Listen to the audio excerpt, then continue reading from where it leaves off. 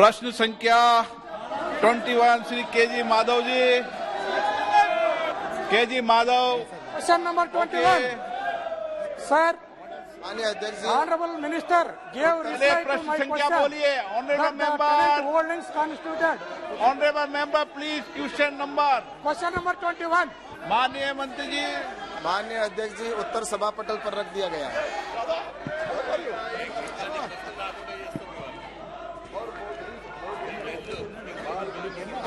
The Honorable Minister gave reply to my question that the tenant holdings constituted 17.3% of the total holdings in the country. Sir, in this regard, my supplementary question is, sir, tenant farmers are highly vulnerable to adverse climate conditions since they can be evicted due to non-payment of rent to the landowners. What measures is the government taking for encouraging more and more such agricultural tenants to enter the insurance net under the PMF फसल बीमा योजना? माननीय अध्यक्ष जी, जैसा कि माननीय सदस्य ने कहा है कि फसल बीमा और जो ऐसे फार्मर जो टेनेंट फार्मर हैं उनके लिए सरकार की ओर से विशेष ये योजना है कि उसके अंदर भी उसको इस फसल बीमा योजना के अंदर उनको इंक्लूड किया गया है। और प्रधानमंत्री आदरणीय नरेंद्र मोदी जी का जब से सरकार बनी है तब से ये विजन है कि हमारे किसानों को उनको उनकी फसल का अच्छी सीड भी मिले और उन किसानों को फर्टिलाइजर भी मिले, उसके लिए उनको चाहे इंश्योरेंस हो तो इंश्योरेंस भी मिले और उन किसानों को लोन भी मिले। इस दृष्टि से चाहे वो टेनेंटेड किसान हो या वो अन्य किसान हो, सभी किसानों के लिए इस योजना के अंदर जोड़ा गया। और विशेषकर जो फसल बीमा की बात की गई है तो इसके अंदर जो ऐसे किसान हैं जो जमीन को जुताई के ऊपर लेते हैं, उन किसानों के लिए जो टेनेंट फार्मर हैं उनके लिए फसल बीमा योजना के अंदर ज्वाइंट लायबिलिटी ग्रुप के अंदर अगर आते हैं तो उन किसानों को भी फसल बीमा का लाभ मिलता है।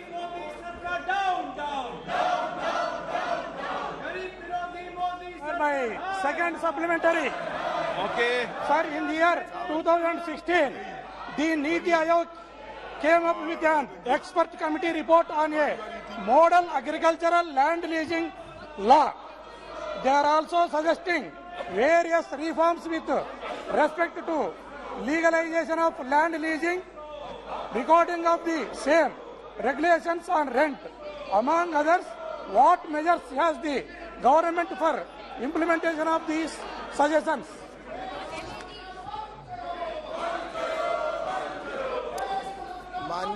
माननीय अध्यक्ष जी, जैसा कि 2016 के अंदर भारत सरकार ने एक मॉडल एक्ट लाया था और इस मॉडल एक्ट के अंदर जो टेनेंसी एक्ट था उस एक्ट को सभी राज्यों के अंदर सर्कुलेट किया और राज्यों ने निश्चित रूप से उन सर्कुलेट को किए हुए उनको कुछ राज्यों ने अडॉप्ट भी किया है और कुछ, क्योंकि ये भूमि और जो संबंध है और कृषि का जो है वो राज्य का विषय होता है और इसके लिए उनको कैसे सपोर्ट देना है, उनको कैसे उनको किसानों को सुरक्षा मिले और इसके साथ ही उनके पट्टों को वैध कैसे माना जाए, इस दृष्टि से जो मॉडल एक्ट प्रस्तुत किया है उसके अंदर कुछ राज्य जैसे आंध्र प्रदेश है उन्होंने अपना एक्ट बनाया है, राजस्थान ने भी अपना एक्ट बनाया है कृषि के लिए और ऐसे ही उत्तर प्रदेश ने भी अपना एक्ट बनाया है। तो इस नाते मुझे लगता है कि किसानों को संरक्षण देने के लिए और ऐसे जो किसान हैं जिनके साथ अन्याय होता है उन किसानों को न्याय मिले, इसके लिए ये एक्ट है वो इसका एक बनाकर और मॉडल एक्ट के रूप में राज्य सरकारों को दिया गया। M Gurumurthy. Honorable Speaker, sir, absence of transparency in tie-ups with landlords makes these tenant farmers pay exorbitant and unreasonable payouts in cash and kind. In most cases, it is 50% of produce. What measures is the government taking to curb such exploitation by the landlords? मैंने जैसा माननीय अध्यक्ष जी, मैंने जैसा कहा कि ऐसे किसान हैं जिनको फसल बोने के बाद में अगर उनके साथ उत्पीड़न होता है तो उनके लिए कानून बना हुआ है और वो कानून के अंदर अगर आते हैं और कानून के दायरे के अंदर वो अगर जाते हैं तो उनको निश्चित रूप से उनका संरक्षण मिलता है। और उसके लिए जो भूमि स्वामी है, वो भूमि स्वामी अपने जब एग्रीमेंट पहले करता है तो उस समय जो उसकी शर्तें उसके आधार पर वो अगर राज्य का एक्ट है उसके अंदर जाकर अगर न्याय मांगता है तो निश्चित रूप से न्यायालय के द्वारा उन ऐसे किसानों को संरक्षण भी मिलता है और न्याय भी दिया जाता है। संजय जायसवाल जी। बहुत बहुत धन्यवाद अध्यक्ष जी। मेरा माननीय मंत्री जी से आपके माध्यम से प्रश्न होगा कि बहुत सारे राज्यों ने प्रधानमंत्री फसल बीमा योजना को नहीं लागू किया है और अपनी योजनाएं हैं, पर उनका जो स्टैंडर्ड है वो प्रधानमंत्री फसल बीमा योजना के बराबर का नहीं है। तो क्या सरकार इस बात पर विचार कर रही है कि सभी राज्य के कृषि मंत्रियों को बुला करके यहाँ बैठक करके प्रधानमंत्री फसल बीमा हर राज्य में लागू हो, इसके बारे में क्या कोई विचार सरकार कर रही है? हेलो, माननीय सदस्य जी ने जो प्रश्न किया है कि फसल बीमा योजना, वैसे जो फसल बीमा योजना जो नई फसल योजना बनी है उसके अंदर सभी राज्यों से राय लेकर ही उसमें बनाई गई थी। और अभी भी हमारी यहाँ पर जो मीटिंग हुई थी जिसमें देश भर के सभी जो कृषि मंत्री हैं उनको बेंगलोर के अंदर मीटिंग हुई और इस विषय पर भी चर्चा हुई है। और उसके अंदर ये किसानों उन मंत्रियों से आग्रह किया है कि आप जो एक फसल बीमा है उसको लागू करें। बाकी वैसे राज्य हैं वो अपनी फसल बीमा योजना के लिए स्वतंत्र है, लेकिन कुछ राज्यों ने जैसा कि आंध्र प्रदेश है, आंध्र प्रदेश ने पहले इस योजना से इस जो नई फसल बीमा नीति से बाहर गए थे, लेकिन अब उन्होंने वापस 1 साल के बाद में पुनः उन्होंने अडॉप्ट किया। तो इस तरह से ये जो नई फसल बीमा नीति है उसको लेकर राज्य भी और राज्य सरकार के निश्चित रूप से हम संपर्क में और उनसे इस बात पर चर्चा भी होती है और मीटिंग भी करते हैं। Question number 22 Shri CN Annadurai.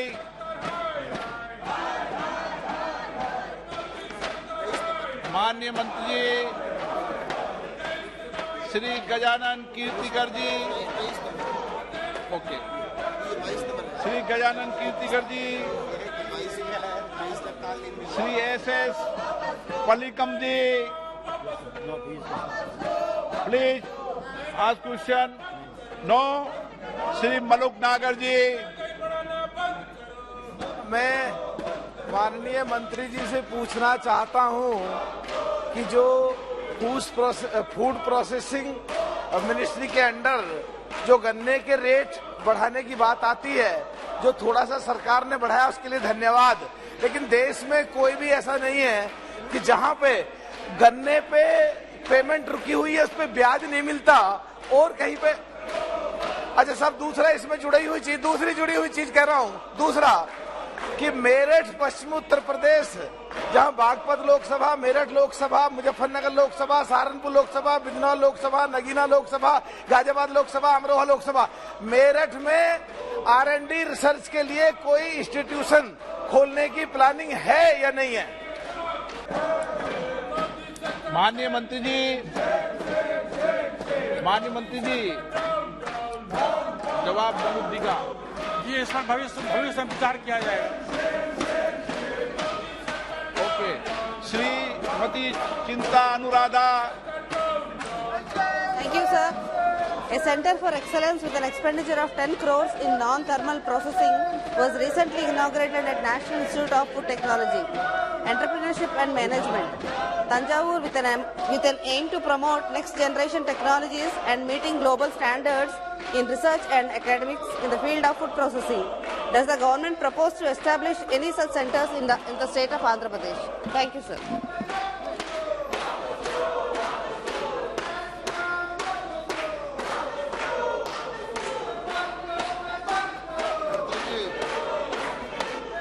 आवाज सब सुनाई नहीं पड़ रहा, आवाज सुनाई नहीं पड़ रहा। मुझे सुनाई में पड़ रहा है। तमिलनाडु में स्वीकृत परियोजना 81 है, जिसमें मेगा फूड पार्क 1 है, कोल्ड चेन 16 है, मिनी फूड पार्क 11 है, यूनिक 24 है, बैकवर्ड फॉरवर्ड 9 है, लैब 20 है, ऑपरेशन ग्रीन है, जिनका प्रोजेक्ट कॉस्ट 1328 करोड़ रुपया है और स्वीकृत 348 करोड़ रुपया है। और अधिक खबरों के लिए आप हमारे YouTube चैनल दैनिक इंडिया दर्पण को अभी सब्सक्राइब करें और नोटिफिकेशन के लिए बेल आइकन को प्रेस करना ना भूलें।